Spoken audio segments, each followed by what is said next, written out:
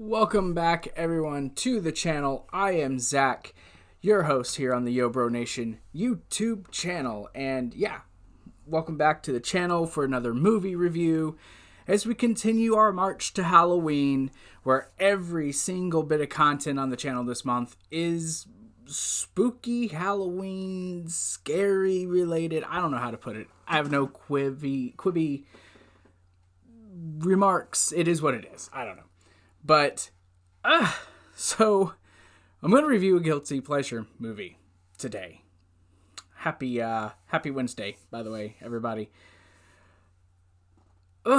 So yeah, all right. Full disclosure. I find this movie today to be very. It's not a great movie. The movie I'm going to review, it's really not. It's not a great movie, but it is a movie that I personally love. I wouldn't say love it. Love is a strong word. I really like it. But it is definitely it's not a great movie. It's not. Sorry, I'm adjusting my microphone. Speaking of, so before I actually get into this, I want to give a shout out to Susie, who, the beautiful goddess that she is to me, went out of her way to get me this brand new blue snowball microphone, which is not great. It's not the greatest microphone ever, but this thing, I don't know if y'all can hear, is way better. It is, to me, way better. I've done some testing with it. I've already recorded some other stuff in advance, but this, I think, sounds so much better than my previous microphone. And it picks up every sound. It is super sensitive. I love this thing. So, but I want to give her a huge shout out and a huge thank you. She's awesome. So, thank you, Susie, again for this microphone. You are amazing. She's a big fan, and definitely my sidekick, for sure. Well, most of the time, I'm hers. Let's just be real. But, yeah, thank you, Susie. You are truly amazing. So that, yes, I love this glorious thing, this big, beautiful ball right here. So, back to the review. So, yeah, Pay the Ghost is a movie that came out in 2015, was released by Voltage Pictures and RJ Entertainment, whoever the hell that is. And it was directed by Yuli Edel. Never heard of this director. I looked up their stuff. I didn't really find much on this director. Of course, this stars Nicolas Cage as Mike. I saw two different last names on two different sites, so look at the case. Whatever the case says, that's what his name is. But then you have Sarah Wayne Callis, who is better known for her role on The Walking Dead as Rick's wife. She plays the wife of Nicolas Cage in this movie, Kristen. Then you have Lyric Bent, who I think is a really underrated actor. Personally, he's been in a few things that are really good. I think he's just very underrated, but he plays Detective Reynolds.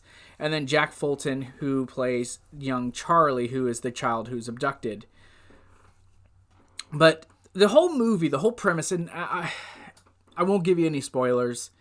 I'm never going to give away spoilers. But the whole premise of this movie is Halloween night, Nicolas Cage's child is abducted, and you fast forward a year later, and he's still trying to find his son. Definitely a bunch of marital stress, and he's starting to uncover things that he probably wasn't really all that prepared for, if I'm being real. That is the basic premise of this movie. And it's about as basic as the movie actually gets. There's not a lot of nuance to me. You think it's going to be very nuanced, but in reality, it never really is. Now, I like this movie, but I like a lot of Nick Cage's movies. Mandy, is batshit crazy as that movie is, and as hard as that movie is to follow, I still really enjoyed it, right?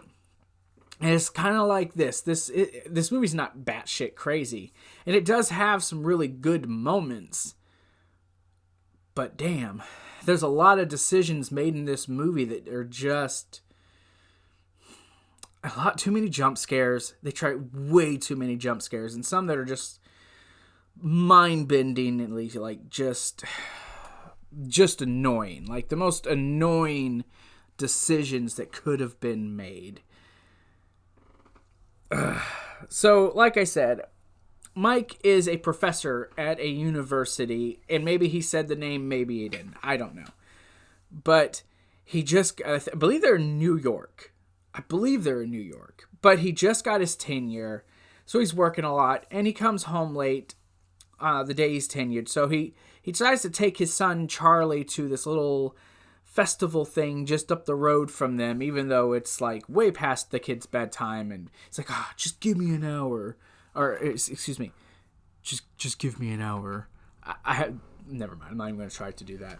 But so his wife Kristen is like, okay, just 1 hour. And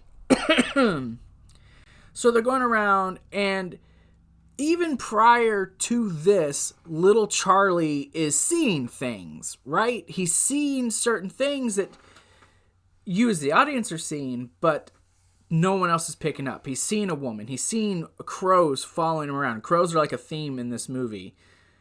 So Charlie's literally right next to him. They get ice cream, and then Charlie just disappears. And, of course, the police are looking, and the police are, like, talking to him like, well, where were you doing? Acting as if he's not the one paying attention. Like, it's his fault. And even his wife blames him. So then you fast forward a year, he's still looking. Him and his wife are separate. She's in the house. He's got an apartment in a lower part of the town. But he's still going around, still putting up flyers. He's all over the detective, who he actually has a little confrontation with, where he's telling the detective that, hey, you're not, doing your job. And the detective's like, are you serious? Stack of papers. Here's what I'm doing. Don't tell me I'm not doing my job. I like the dynamic with him and the detective. That's good little tension. That's good. But then there's no chemistry with him and his wife. Even when they were happy, I never felt that chemistry. I felt forced. And maybe that was meant to be. Maybe there was meant to be that lack of chemistry, him always being gone. Maybe that was on purpose. Maybe not. Maybe the director got me good and made me... Well, the director got me, maybe. But then Mike starts seeing things. He starts seeing his kid. He starts... sees him on a bus when he's going by. So then he starts trying to figure out where his... what's the deal with his son. He tries talking to his wife. They end up, finally she sees something and his little bike coming around. So then she's on board. They bring in a psychic, and then, something bad happens to the psychic. And you find out that it ends up being this ghost who abducts children and has every year. One of the best scenes, I think, in the movie is the opening scene, where you see these kids underneath the floor, and they're hiding, and you hear, I guess, their mother upstairs struggling, and one of the little kids screams, and there's this big bit of tension, and then the door swings open. But you never see what it is, but you do see the follow-up to that later, which, again, I'm not giving away any spoilers, is kind of what leads up to the point that you are now, and what's going on here. So that, I think that's one of the better scenes.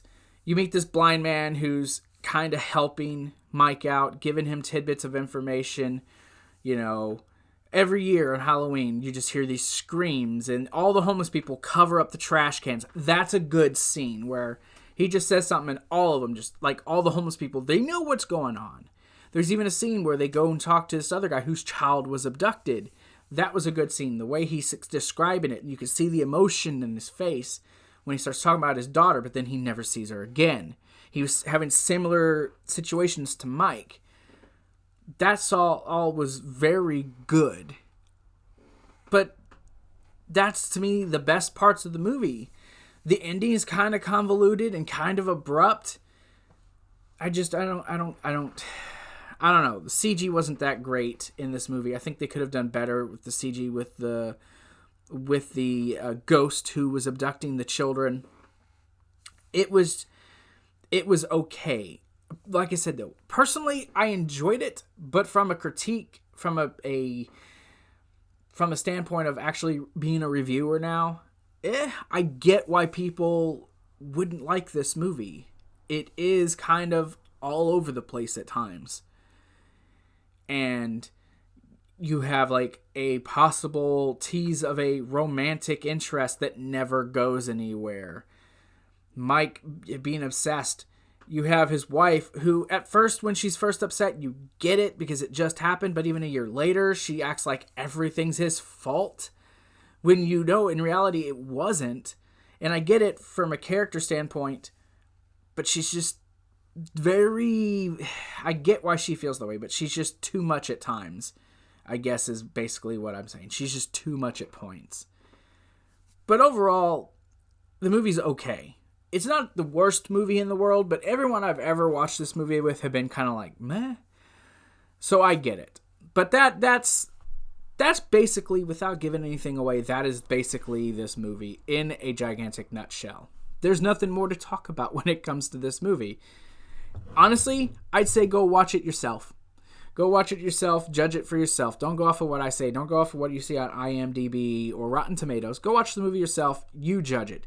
If nothing else, you'll have yourself a good laugh with a Halloween-related movie. So, but that's going to do it for me. Thank you guys for jumping in on this train. A special video coming up on Friday. You guys will see what it is when Friday comes. So look for that around noon on Friday. And then, of course, for the Friday afternoon at 5 p.m. Central Standard Time will be my Supernatural review. That will be on Friday, so you guys keep an eye out for that. Then, of course, Saturday, the countdown continues. Number 3 on this countdown for the Halloween Countdown Special, Halloween 2018. That is this Friday. Susie will be joining me this week. Look forward to that. We've done a little bit more work to the background, so fun stuff. But you guys have a great day. Enjoy your week, and remember, join the nation.